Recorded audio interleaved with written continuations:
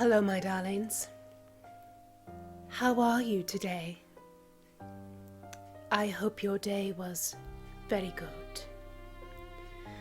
I apologize if you are not able to see me at the moment. I am feeling rather under the weather, but I still wanted to come here and make sure that you were all right.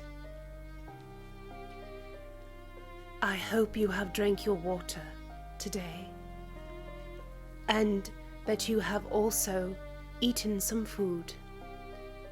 It's very important to keep up your strength for such things, as I am discovering at this very moment. Grab a blanket. I have one as well at the moment.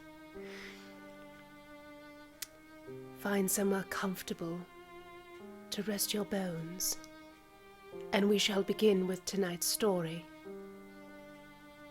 Beauty and the Beast.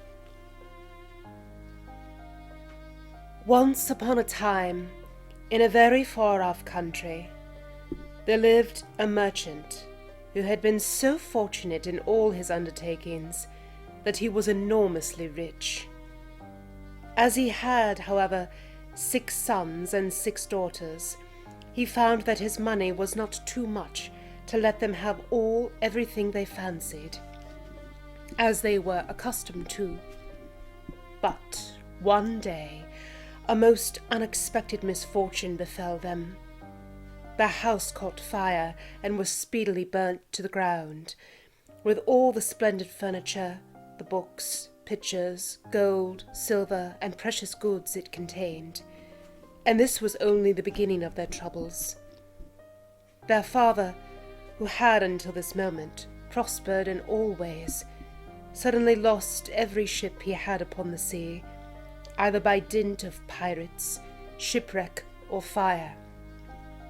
Then he heard that his clerks in distant countries, whom he trusted entirely, had proved unfaithful, and at last from great wealth he fell into the direst poverty. All that he had left was a little house in a desolate place at least 100 leagues from the town in which he had lived, and to this he was forced to retreat with his children, who were in despair at the idea of leading such a different life. Indeed, the daughters at first hoped that their friends, who had been so numerous while they were rich, would insist on their staying in the houses now that they no longer possessed one. But they soon found that they were left alone, and that their former friends even attributed their misfortunes to their own extravagance, and showed no intention of offering them any help. So nothing was left for them but to take their departure to the cottage, which stood in the midst of a dark forest, and seemed to be the most dismal place upon the face of the earth. As they were too poor to have any servants, the girls had to work hard, like peasants, and the sons, for their part, cultivated the fields to earn their living. Roughly clothed, and living in the simplest way, the girls regretted increasingly the luxuries and amusements of their former life. Only the youngest tried to be brave and cheerful. She had been as sad as anyone when misfortune first overtook her father, but soon recovering her natural gaiety, she set to work to make the best of things, to amuse her father and brothers as well as she could, and to try to persuade her sisters to join in her dancing and singing. But they would do nothing of the sort, and because she was not as doleful as themselves, they declared that this miserable life was all she was fit for. But she was really far prettier and cleverer than they were. Indeed, she was so lovely that she was always called Beauty.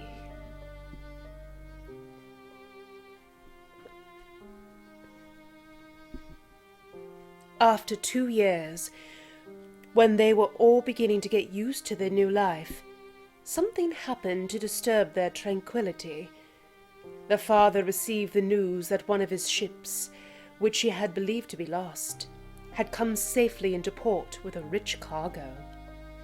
All the sons and daughters at once thought that their poverty was at an end, and wanted to set out directly for the town, but their father, who was more prudent, begged them to wait a little, and though it was harvest time, and he could ill be spared, determined to go himself first to make inquiries. Only the youngest daughter, who had any doubt but they would soon be again as rich as they were before, or at least rich enough to live comfortably in some town where they would find amusement and gay companions once more. So they all loaded their father with commissions for jewels and dresses, which it would have taken a fortune to buy. Only Beauty, feeling sure that it was of no use, did not ask for anything. Her father, noticing her silence, said, "And what shall I bring for you, Beauty?" "The only thing I wish for is to see you come home safely," she answered. But this reply vexed her sisters, who fancied she was blaming them for having asked for such costly things. Her father, however, was pleased, but as he thought that at her age she certainly ought to like pretty presents, he told her to choose something. "Well, dear father," she said, "as you insist upon it, I beg that you will bring me a rose. I have not seen one since we came here, and I love them so much." So the merchant set out and reached the town as quickly as possible, but only to find that his former companions, believing him to be dead, had divided between them the goods which the ship had brought. And after 6 months of trouble and expense, he found himself as poor as when he started, having been able to recover only just enough to pay the cost of his journey. To make matters worse, he was obliged to leave the town in a most terrible weather, so that by the time he was within a few leagues of his home, he was almost exhausted with cold and fatigue. Though he knew it would take some hours to get through the forest, he was so anxious to be at his journey's end that he resolved to go on. But night overtook him, and the deep snow and bitter frost made it impossible for his horse to carry him any further. Not a house was to be seen. The only shelter he could get was the hollow trunk of a great tree, and there he crouched all the night, which seemed to him the longest he had ever known. In spite of his weariness, the howling of the wolves kept him awake, and even when at last the day broke, he was not much better off, for the falling snow had covered up every path, and he did not know which way to turn. At length he made out some sort of track, and though at the beginning it was so rough and slippery that he fell down more than once, it presently became easier, and led him into an avenue of trees, which ended in a splendid castle. It seemed to the merchant very strange that no snow had fallen in the avenue, which was entirely composed of orange trees, covered with fruits and flowers. When he reached the first court of the castle, he saw before him a flight of agate steps, and went up them, and passed through several splendidly furnished rooms. The pleasant warmth of the air revived him, and he felt very hungry. But there seemed to be nobody in all this vast and splendid palace whom he could ask to give him something to eat. Deep silence reigned everywhere, and at last, tired of roaming through empty rooms and galleries, he stopped in a room smaller than the rest, where a clear fire was burning with a couch was drawn up closely to it. Thinking that this must be prepared for someone who was expected, he sat down to wait till he should come, and very soon fell into a sweet sleep.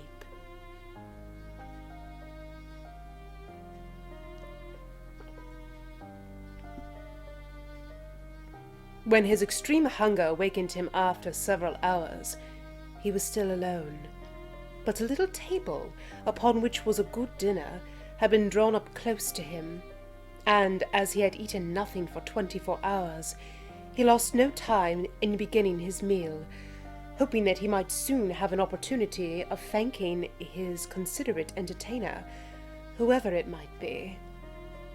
But no one appeared, and even after another long sleep, from which he awoke completely refreshed, there was no sign of anybody, though a fresh meal of dainty cakes and fruit was prepared upon a little table at his elbow. Being naturally timid, the silence began to terrify him, and he resolved to search once more through all the rooms, but it was of no use. Not even a servant was to be seen. There was no sign of life in the palace. He began to wonder what he should do, and to amuse himself by pretending that all the treasures he saw were his own, and considering how he would divide them among his children. Then he went down into the garden, and though it was winter everywhere else, here the sun shone, and the birds sang, and the flowers bloomed, and the air was soft and sweet. The merchant, in ecstasies with all he saw and heard, said to himself, "All this must be meant for me.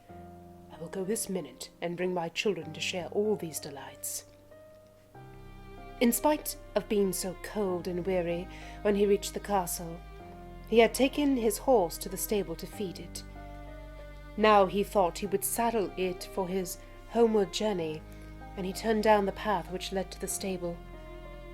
This path had a hedge of roses on each side of it, and the merchant thought he had never seen or smelt such exquisite flowers. They reminded him of his promise to Beauty, and he stopped and had just gathered one to take to her when he was startled by a strange noise behind him.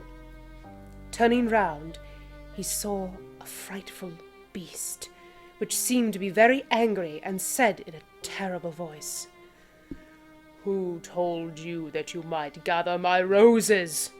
Was it not enough that I allow you to be in my palace and was kind to you? This is the way you show your gratitude, by stealing my flowers. By your insolence, you shall not go unpunished." The merchant, terrified by these furious words, dropped the fatal rose, and, throwing himself on his knees, cried, "Pardon me, noble sir. I am truly grateful to you for your hospitality, but it was so magnificent that I could not imagine that you would be offended by my taking such a little thing as a rose." But the beast's anger was not lessened by this speech. "You are very ready with excuses and flattery," he cried, "but that will not save you from the death you deserve." "Alas," thought the merchant, "if my daughter Beauty could only know what danger her rose has brought me into." And in despair he began to tell the beast all his misfortunes and the reason of his journey, not forgetting to mention Beauty's request.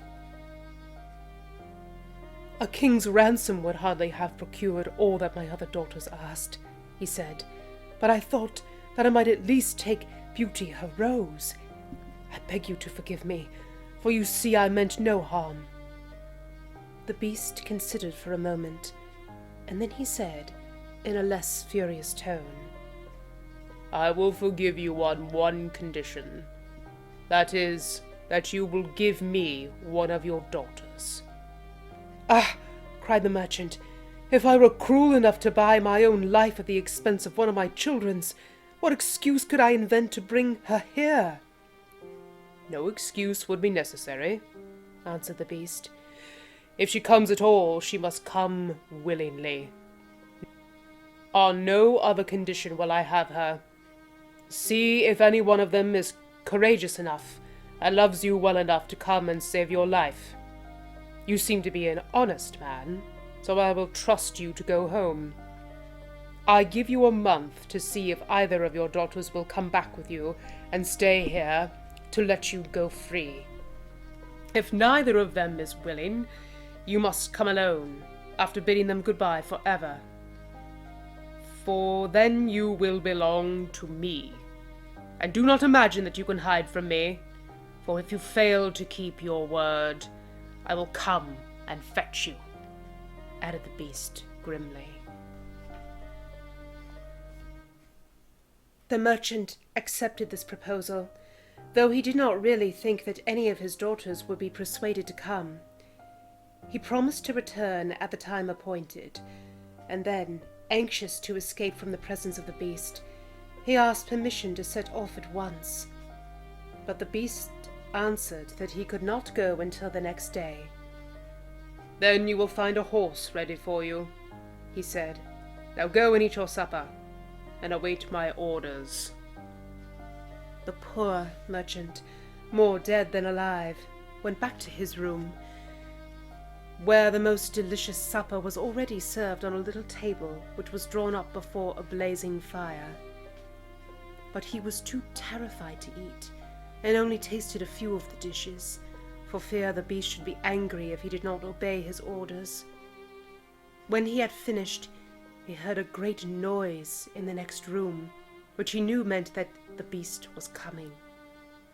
As he could do nothing to escape his visit, the only thing that remained was to seem as little afraid as possible.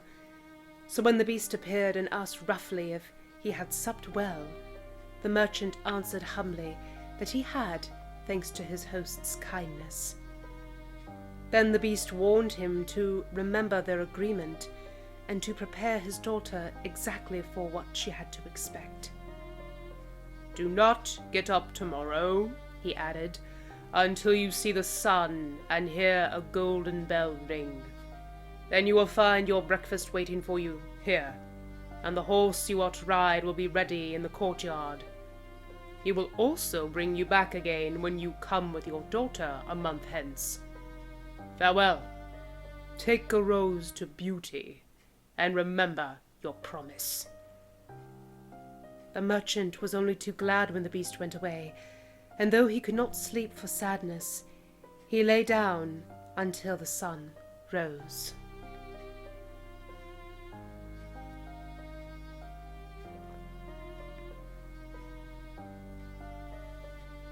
Then, after a hasty breakfast, he went to gather Beauty's rose and mounted his horse, which carried him off so swiftly that in an instant he had lost sight of the palace, and he was still wrapped in gloomy thoughts when it stopped before the door of the cottage. His sons and daughters, who had been very uneasy at his long absence, rushed to meet him, eager to know the results of his journey, which, seeing him mounted upon a splendid horse and wrapped in a rich mantle, they supposed to be favourable. But he hid the truth from them at first, only saying sadly to Beauty as he gave her the rose, "Here is what you asked me to bring you. Little you know what it has cost." But this excited their curiosity so greatly that presently he told them his adventures from beginning to end, and then they were all very unhappy. The girls lamented loudly over their lost hopes, and the sons declared that their father should not return to this terrible castle, and began to make plans for killing the beast if it should come to fetch him. But he reminded them that he had promised to go back. Then the girls were very angry with Beauty, and said it was all her fault, and that if she had asked for something sensible, this would never have happened, and complained bitterly that they should have to suffer for her folly. Poor Beauty, much distressed, said to them, "I have indeed caused this misfortune, but I assure you I did it innocently.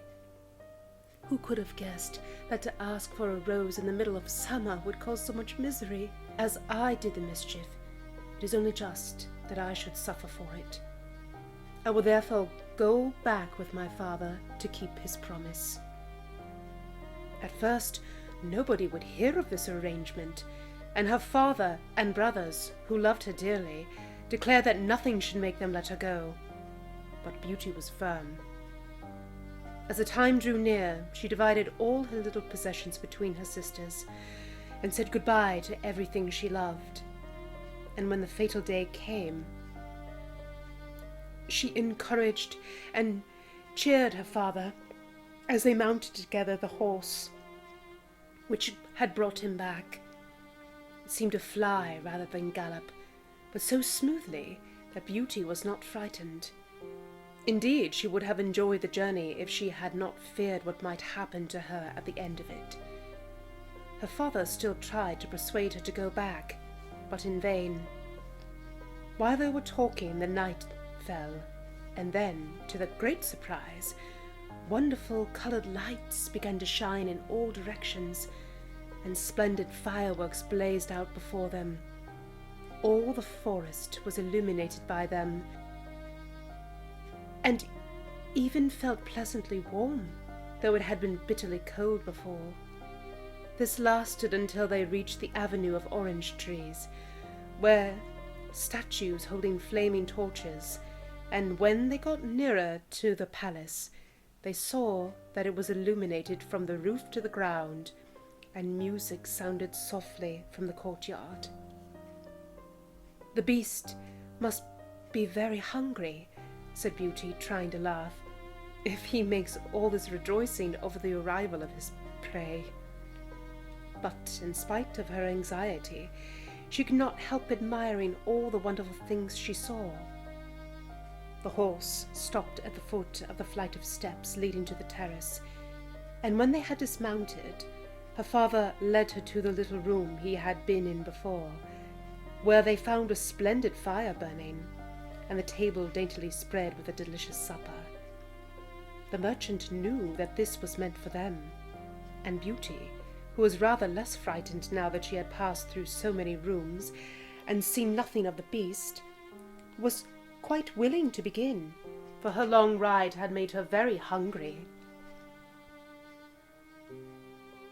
But they had hardly finished their meal when the noise of the beast's footsteps was heard approaching, and Beauty clung to her father in terror, which became all the greater when she saw how frightening he was. But when the beast really appeared, though she trembled at the sight of him, she made a great effort to hide her horror, and saluted him respectfully. This evidently pleased the beast. After looking at her, he said, in a tone that might have struck terror into the boldest heart, though he did not seem to be angry, "Good evening, old man." "Good evening, Beauty." The merchant was too terrified to reply, but Beauty answered sweetly, "Good evening, beast." "Have you come willingly?" asked the beast. "Will you be content to stay here when your father goes away?" Beauty answered bravely that she was quite prepared to stay. "I am pleased with you," said the beast. "As you have come of your own accord, you may stay. As for you, old man," he added, turning to the merchant, "at sunrise tomorrow you will take your departure. When the bell rings, get up quickly and eat your breakfast, and you will find the same horse waiting to take you home. But remember that you must never expect to see my palace again." Then, turning to Beauty, he said, "Take your father into the next room, and help him to choose everything you think your brothers and sisters would like to have. You will find 2 travelling trunks there. Fill them as full as you can. It is only just that you should send them something very precious as a remembrance of yourself." Then he went away, after saying, "Goodbye, Beauty." "Goodbye, old man." And though Beauty was beginning to think with great dismay of her father's departure, she was afraid to disobey the beast's orders, and they went into the next room, which had shelves and cupboards all round it. They were greatly surprised at the riches it contained. There were splendid dresses fit for a queen, with all the ornaments that were to be worn with them, and when Beauty opened the cupboards, she was quite dazzled by the gorgeous jewels that lay in heaps upon every shelf. After choosing a vast quantity, which she divided between her sisters, for she had made a heap of the wonderful dresses for each of them, She opened the last chest, which was full of gold. "I think, Father," she said, "that as the gold will be more useful to you, we had better take out the other things again and fill the trunks with it." So they did this, but the more they put in, the more room there seemed to be, and at last they put back all the jewels and dresses they had taken out, and Beauty even added as many more of the jewels as she could carry at once. And then the trunks were not too full, but they were so heavy that an elephant could not have carried them. "The beast was mocking us," cried the merchant. "He must have pretended to give us all these things, knowing that I could not carry them away." "Let us wait and see," answered Beauty. "I cannot believe that he meant to deceive us. All we can do is to fasten them up and leave them ready." So they did this, and returned to the little room, where, to their astonishment, they found breakfast ready.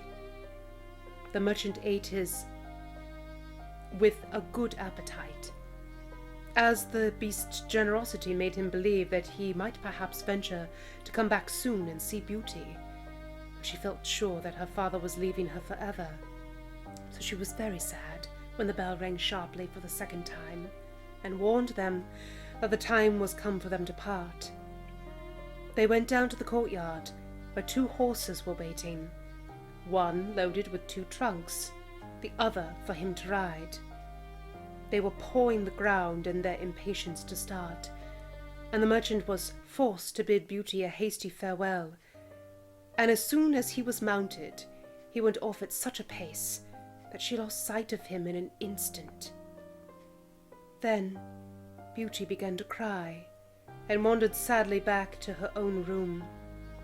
But she soon found that she was very sleepy, and as she had nothing better to do, lay down and instantly fell asleep.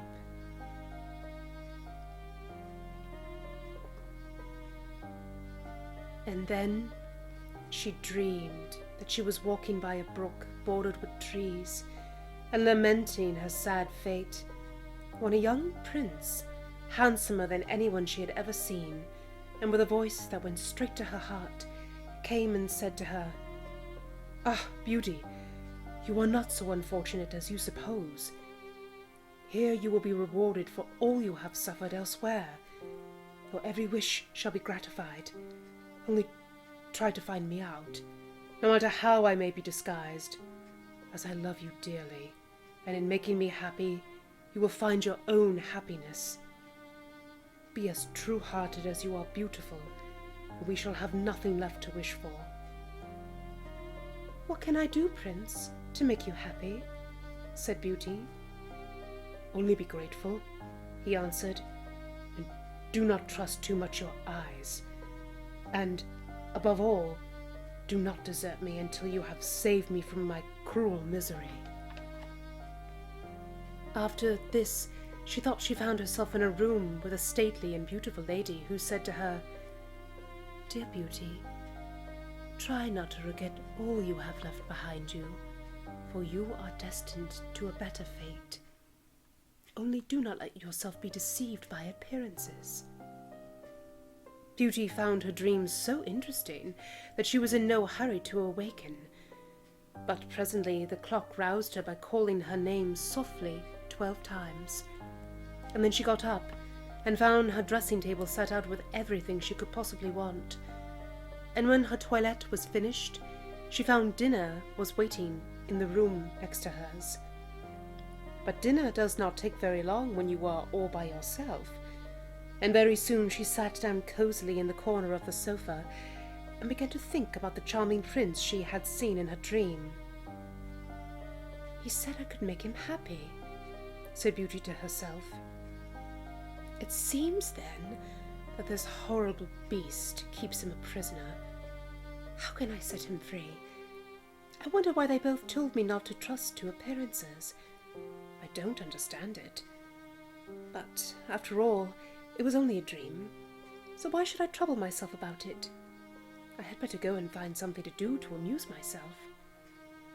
So she got up and began to explore some of the many rooms of the palace. The first she entered was lined with mirrors, and Beauty saw herself reflected on every side, and thought she had never seen such a charming room. Then a bracelet which was hanging from a chandelier caught her eye, and on taking it down she was greatly surprised to find that it held a portrait of her unknown admirer, just as she had seen him in her dream. With great delight she slipped the bracelet on her arm and went on into the gallery of pictures, where she soon found a portrait of the same handsome prince, as large as life, and so well painted that as she studied it, he seemed to smile kindly at her. Tearing herself away from the portrait at last, she passed through into a room which contained every musical instrument under the sun, and here she amused herself for a long while in trying some of them and singing until she was tired. The next room was a library, and she saw everything she had ever wanted to read, as well as everything she had read, and it seemed to her that a whole lifetime would not be enough to even to read the names of the books. There were so many. By this time it was growing dusk, and wax candles in diamond and ruby candlesticks were beginning to light themselves in every room. Beauty found her supper served just at the same time she preferred to have it, but she did not see anyone or hear a sound, and though her father had warned her that she would be alone, she began to find it rather dull. But presently she heard the beast coming, and wondered tremblingly if he meant to eat her up now. However, as he did not seem at all ferocious, and only said gruffly, "Good evening, Beauty," she answered cheerfully and managed to conceal her terror. Then the beast asked her how she had been amusing herself, and she told him all the rooms she had seen. Then he asked if she thought she could be happy in his palace, and Beauty answered that everything was so beautiful that she would be very hard to please if she could not be happy. And after about an hour's talk, Beauty began to think that the beast was not nearly so terrible as she had supposed at first. Then he got up to leave her, and said in a gruff voice, "Do you love me, Beauty? Will you marry me?" "Oh, what shall I say?" cried Beauty, for she was afraid to make the beast angry by refusing. "Say yes or no without fear," he replied. "Oh, no, beast," said Beauty hastily. "Since you will not, good night, Beauty," he said, and she answered, "Good night, beast," very glad to find that her refusal had not provoked him. And after he was gone, she was very soon in bed and asleep, and dreaming of her unknown prince. She thought he came and said to her, "Ah, Beauty, why are you so unkind to me? I fear I am fated to be unhappy for many a long day still." And then her dreams changed, but the charming prince figured in them all, and when morning came, her first thought was to look at the portrait and see if it was really like him, and she found that it certainly was.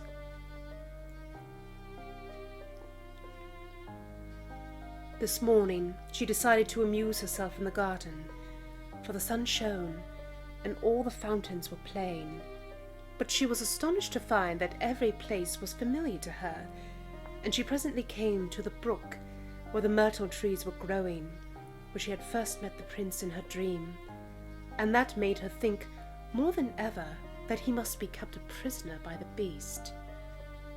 When she was tired, she went back to the palace and found a new room full of materials for every kind of work, ribbons to make into bows, and silks to work into flowers. Then there was an aviary full of rare birds, which were so tame that they flew to Beauty as soon as they saw her, and perched upon her shoulders and her head.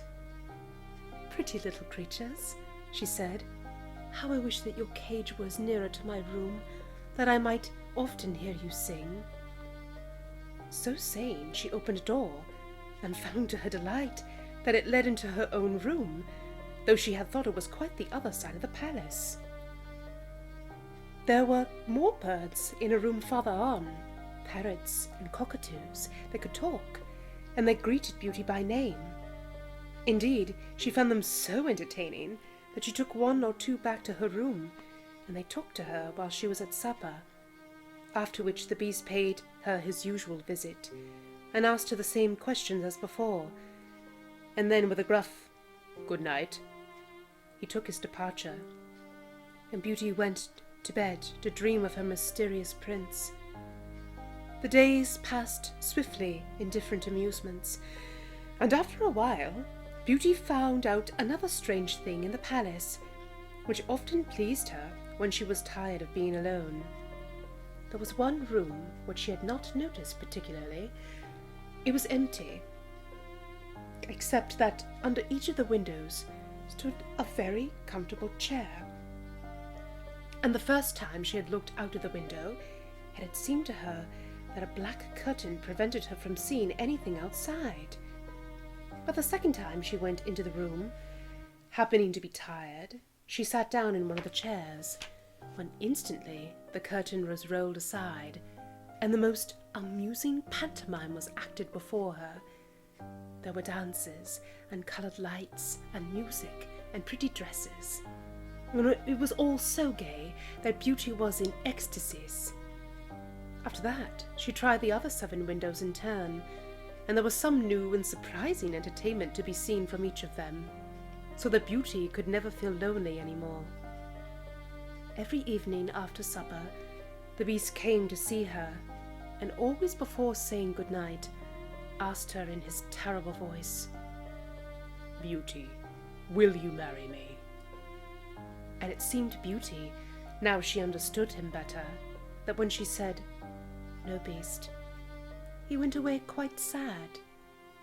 But the happy dreams of the handsome young prince soon made her forget the poor Beast, and the only thing that at all disturbed her was to be constantly told to distrust appearances, to let her heart guide her and not her eyes, and many other equally perplexing things, which, consider as she would, she could not understand. So everything went on for a long time, until at last, happy as she was, Beauty began to long for the sight of her father and her brothers and sisters. And one night, seeing her look very sad, the Beast asked her what was the matter. Beauty had quite ceased to be afraid of him. Now she knew that he was really gentle in spite of his ferocious looks and his dreadful voice. So she answered that she was longing to see her home once more. Upon hearing this, the Beast seemed sadly distressed and cried miserably, "Ah, Beauty, you have the heart to desert an unhappy beast like this. What more do you want to make you happy? Is it because you hate me that you want to escape?" "No, dear Beast," answered Beauty softly. "I do not hate you, and I should be very sorry never to see you any more. But I long to see my father again. Only let me go for 2 months, and I promise to come back to you and stay for the rest of my life." The Beast, who had been sighing dolefully while she spoke, now replied, "I cannot refuse you anything you ask, even though it should cost me my life. Take the 4 boxes you will find in the room next to your own, and fill them with everything you wish to take with you. But remember your promise, and come back when the 2 months are over, or you may have cause to repent it. For if you do not come in good time, you will find your faithful Beast dead. You will not need any chariot to bring you back. Only say goodbye to all your brothers and sisters the night before you come away, and when you have gone to bed, turn this ring round upon your finger, and say firmly, 'I wish to go back to my palace and see my Beast again.' Good night, Beauty." Fearing nothing, sleep peacefully, and before long you shall see your father once more." As soon as Beauty was alone, she hastened to fill the boxes with all the rare and precious things she saw about her, and only when she was tired of heaping things into them did they seem to be full. Then she went to bed, but could hardly sleep for joy. And when at last she did begin to dream of her beloved prince, she was grieved to see him stretched upon a grassy bank, sad and weary, and hardly like himself. "What is the matter?" she cried. But he looked at her reproachfully and said, "How can you ask me, cruel one? Are you not leaving me to my death, perhaps?" "Ah, don't be so sorrowful," cried Beauty. "I am only going to assure my father that I am safe and happy. I have promised the beast faithfully that I will come back, and if he would die of grief, if I did not keep my word—" "What would that matter to you?" said the prince. "Surely you would not care." "Indeed, I should be ungrateful if I did not care for such a kind beast," cried Beauty indignantly. "I would die to save him from pain. I assure you it is not his fault that he is so ugly."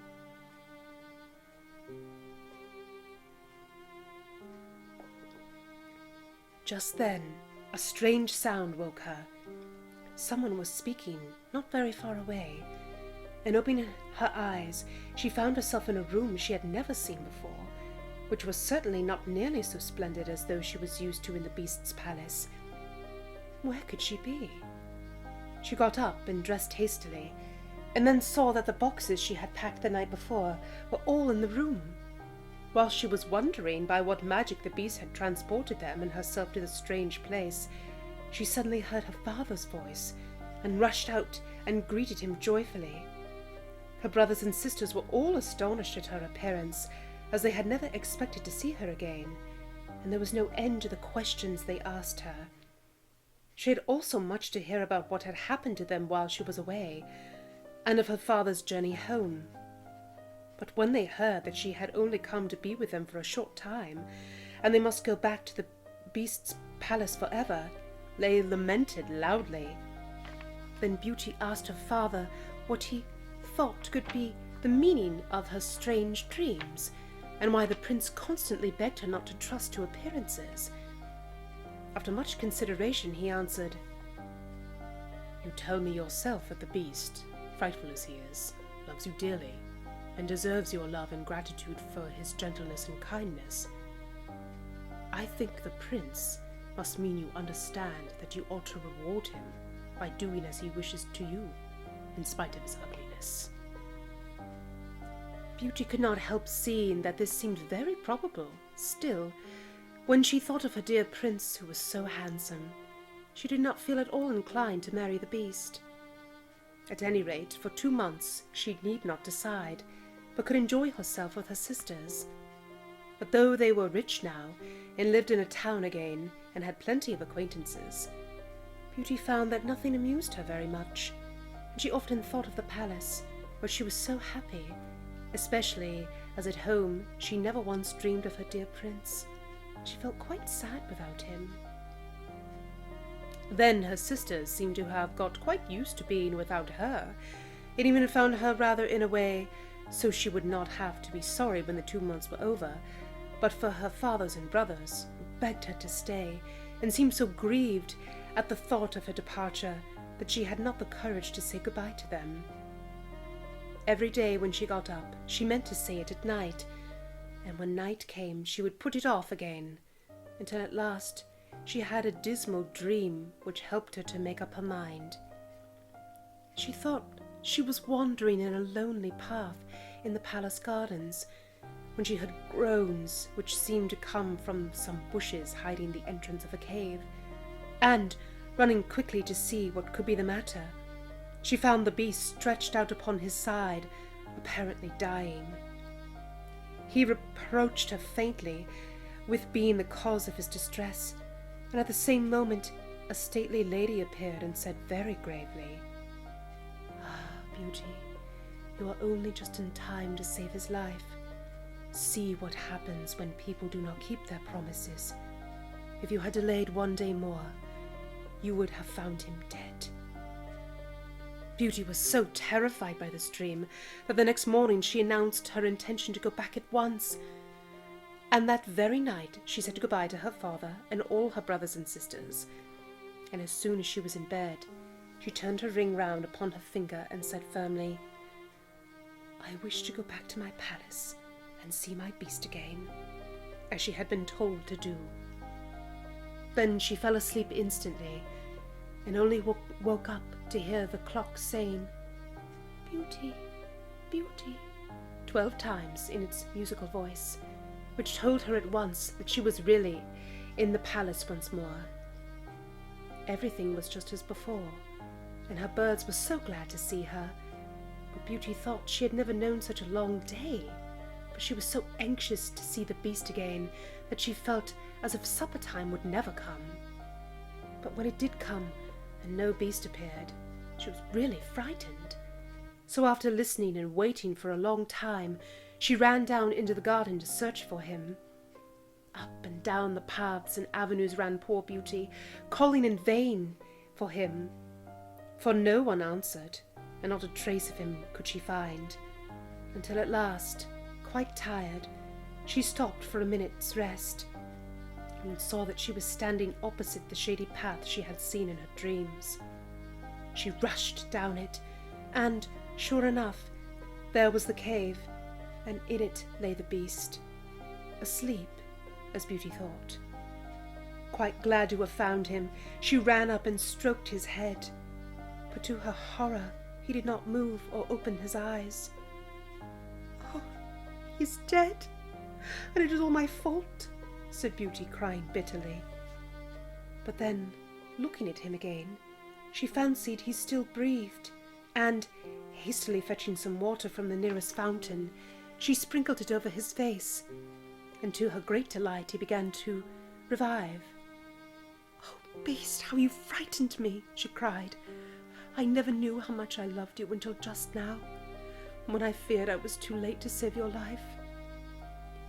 "Can you really love such an ugly creature as I am?" said the beast faintly. "Ah, Beauty, you only come just in time. I was dying because I thought you had forgotten your promise. But go back now and rest. I shall see you again by and by." Beauty, who had half expected that he would be angry with her, was reassured by his gentle voice, and went back to the palace, where supper was awaiting her.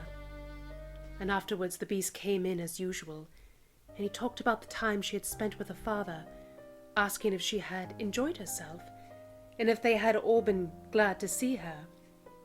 Beauty answered politely, and quite enjoyed telling him all that had happened to her. And when at last the time came for him to go, and he asked, as he had so often asked before,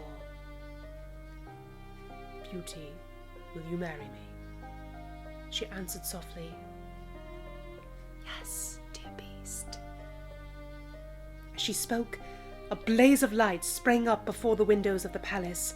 Fireworks crackled and guns banged, and across the avenues of orange trees, in letters all made of fireflies, was written, "Long live the prince and his bride." Turning to ask the beast what it could all mean, Beauty found that he had disappeared, and in his place stood her long-loved prince. At the same moment, the wheels of a chariot were heard upon the terrace, and 2 ladies entered the room. One of them Beauty recognized as the stately lady she had seen in her dreams. The other was also so grand and queenly that Beauty hardly knew which to greet first. But the one she already knew said to her companion, "Well, Queen, this is Beauty, who has the courage to rescue your son from the terrible enchantment. They love one another, and only your consent to their marriage is wanting to make them perfectly happy." "I consent with all my heart," cried the Queen. "How I can ever thank you enough, charming girl, for having restored my dear son to his natural form." And then she tenderly embraced Beauty and the prince, who had meanwhile been greeting the fairy and receiving her congratulations. "Now," said the fairy to the beast. "I suppose you would like me to send for all your brothers and sisters to dance at your wedding?" And so she did, and the marriage was celebrated the very next day with the utmost splendor. And Beauty and the prince lived happily ever after. And that is all for this evening, my darlings. Now, be certain to drink your water, eat some good food, and when you sleep this evening, I hope that your dreams are very sweet. And I shall see you all on the morrow. Good night.